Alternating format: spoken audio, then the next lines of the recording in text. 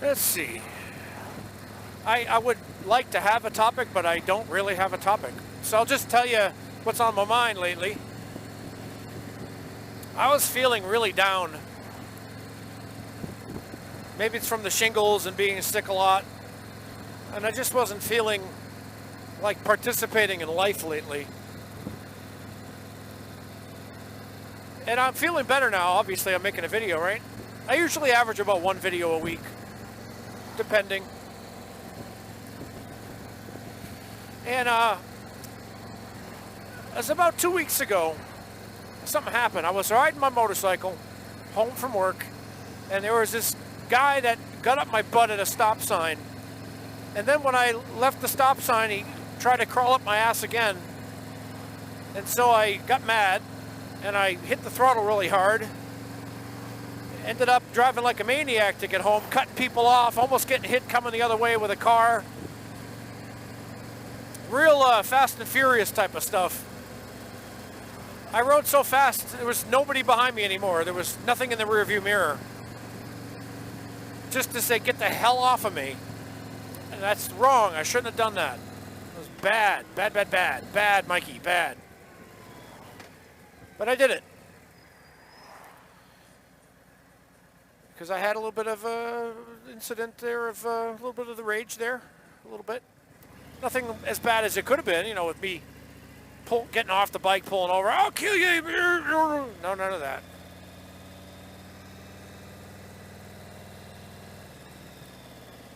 But what did happen was I didn't get a ticket. I didn't crash, obviously, but I felt bad. About maybe 3-4 days later, my sister went to a psychic. She believes in that kind of thing. And she's gone to the Long Island Medium a couple of times, wasn't impressed. Went to this psychic up in New Hampshire. It was like 10 of them showed up at this warehouse, and they find their way into this room, and the lady's sitting in there. And the lady doesn't know anybody. She just says, all right, what's your name, what's your name, what's your name?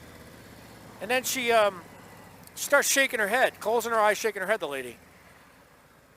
And she says, I'm hearing all these voices. And somebody's coming through. It's this woman for Laurie. She says she's your grandmother. And she's with a man whose name starts with a D. David? David? And she's like, yeah, that's my father. Well, he's here too. And they are both saying that they are with you all the time. And they're concerned for your brother's health. You have a brother who lives down south? They're saying he lives down south. Yeah. Well, they're concerned about his health, which is kind of freaky because I've been going through a lot of health stuff. And he said, and your father is saying that your brother has a road rage problem. She says, yeah, well, you know, he does, I guess, being from Massachusetts and all. And then she says, and your father's saying booger over and over again. He's laughing and he's saying booger like it's a joke. And my sister couldn't figure out what it was. So she called me up to talk about the situation. And my father was notorious for road rage. And he hated tailgaters. Hated them. So he put a sticker, trying to make light of it, on his back window of his pickup truck saying, if you tailgate me, I'll flick a booger on your windshield.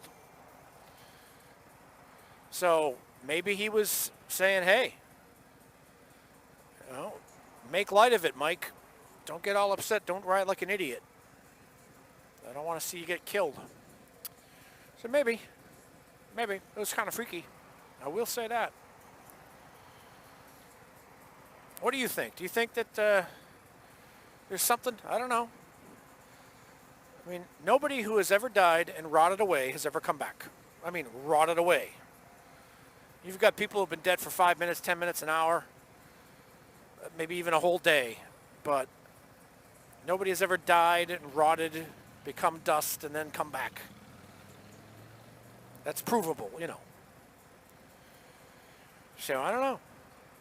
You hear about that kid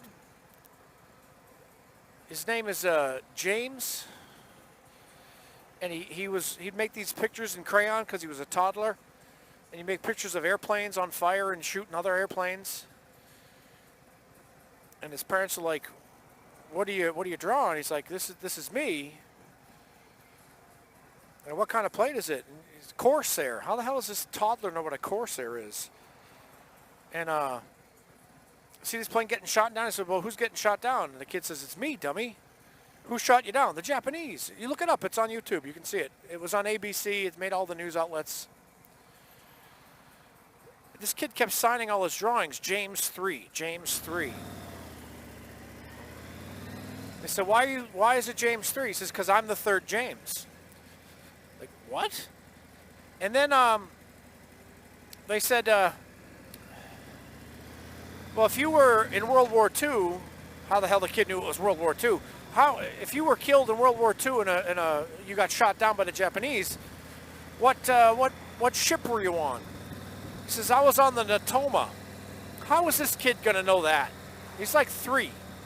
So his dad looks it up, takes him forever to find information.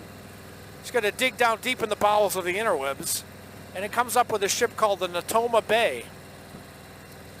Contacts them. There's a reunion. The kid shows up at the reunion and starts walking up to the old timers, and he knows them by name.